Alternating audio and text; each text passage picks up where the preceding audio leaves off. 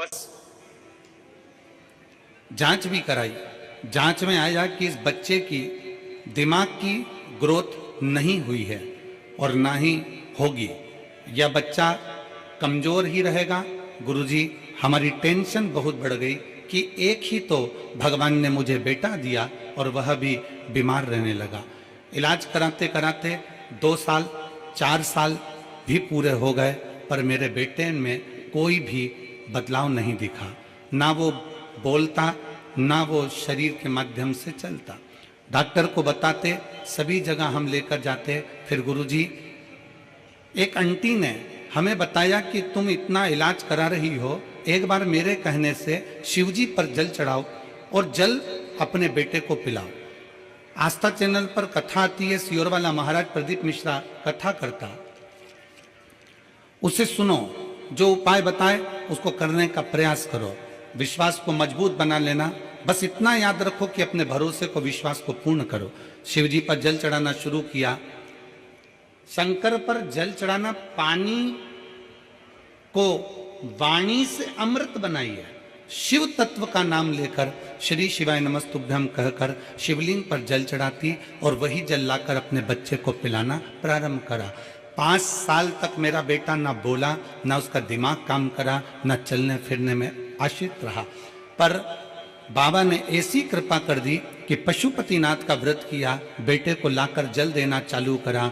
6वां वर्ष चालू हुआ और बाबा की कृपा से अब मेरे बेटे ने धीरे धीरे सभी कुछ बोलना प्रारंभ कर दिया। आज गुरुजी, मेरा बेटा स्कूल भी जाता है, ट्यूशन भी जाता है, सब कुछ बोलता भी लगा है और उसके दिमाग का भी ग्रोथ शुरू हो गया है। उसका स्वास्थ्य भी पूरी तरह से ठीक है। अब मेरा बच्चा, किसी डॉक्टर को भी अब दवाई की जरूरत नहीं है, वह बिल्कुल ठीक है। गुरुजी, आपने समस्त समाज को, शिव भक्तों को अलग जगाई।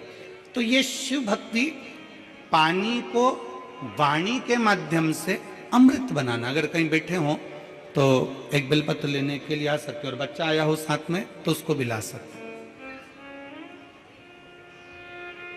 पानी को वाणी से अमृत बनाइए।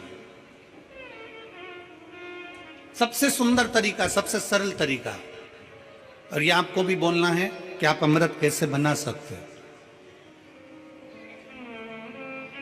बीमारी है, तकलीफ है, बच्चा चिड़चिड़ा हो गया, माइंड काम नहीं कर रहा है, शरीर में रोग भरते चले जा रहा है, कटोरी में जल ले लो, पात्र में जल ले लो और पंचाक्षर मंत्र नमः शिवाय या षडाक्षर मंत्र ओम नमः शिवाय या श्री शिवाय नमस्तुभ्यम, जितनी देर आप जप करें उतनी देर तक उस जल पर आपकी दृष्टि पड़ना चाहिए। उस जल पर आपकी दृष्टि पड़े।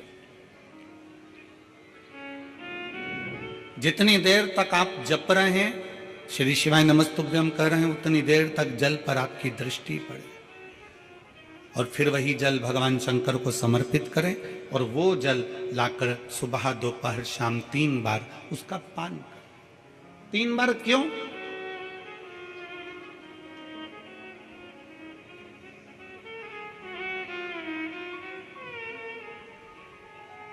त्रिलोकी का नाथ, त्रिकालदर्शी, कैलाशी, अविनाशी, त्रिपुंडधारी, त्रिबेलपत्रधारी, त्रिनेत्रधारी, त्रिशूलधारी, त्रिपुंडधारी, त्रिलोकी के नाथ के 3 दर्शन मूल हैं।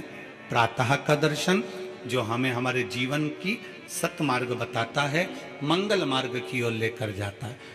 दोपहर का दर्शन हमारे जीवन में हमें उलझनों से बाहर निकाल देता है। और शाम का दर्शन हमें चैन की नींद सोना सिखा देता है और आनंद में रहना सिखा देता है। वो त्रिपुंडधारी को 3 दर्शन।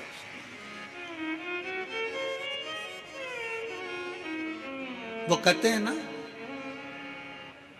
कि गरीब तो इतना हूं, गरीब तो इतना हूं कि एक गधा भी नहीं खरीद सकता।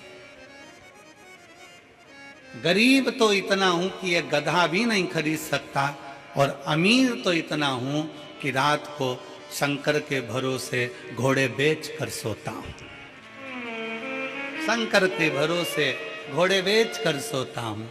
गरीब इतना है कि ये गधा भी ना खरीद पावे, और अमीर इतना है कि जब सोता है चैन की नींद मेरे शंकर के भरोसे होकर घोड़े बेच कर सोता है। ऐसे घुर्राटे भर कर सोता है जैसे इतना बड़ा काम करके आया है, सारी जमीन जायदाद का सौदा कर कर आया, 4 फैक्ट्री का मालिक है, 8-10 दुकान चल रही है, और मालूम पड़े सवेरे उठता है फिर अपने काम में लग जाता है। बस समझ लो जिंदगी का सबसे सुखी व्यक्ति वही है जिसके कमरे में नींद की गोली नहीं है,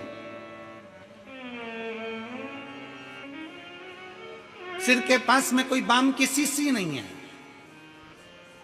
विक्स नहीं है, सोने से पहले कोई टेबलेट लेना नहीं पड़ रही है, वो दुनिया का सबसे सुखी व्यक्ति है। प्रथम सुख निरोगी काया, सबसे बड़ा सुख है निरोगी काया। शिव महापुराण की कथा कहती है एक मृत्यु वो होती है जो अटल मृत्यु होती है, जिसमें व्यक्ति मर जाता है चले जाता है,